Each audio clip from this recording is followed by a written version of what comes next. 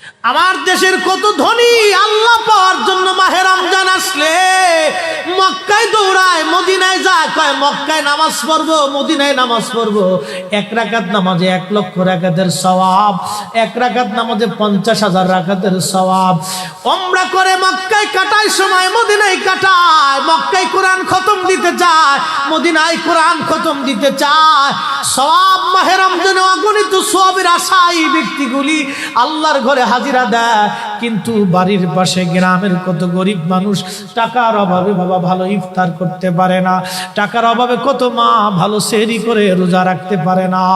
এই ধনীরা এই গরিব মানুষের ঘরে খাবার না দিয়ে আল্লাহরে পাওয়ার জন্য মক্কা মদিনায় দৌড়ায়।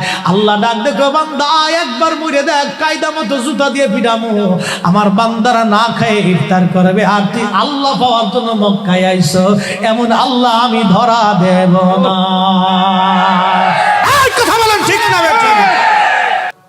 আমার দেশের কত ধনী আল্লাহ পাওয়ার জন্য মাহে রমজান আসলে মক্কায় দৌড়ায়, মদিনায় যায়, কয় মক্কায় নামাজ পড়বো, মদিনায় নামাজ পড়বো। এক রাকাত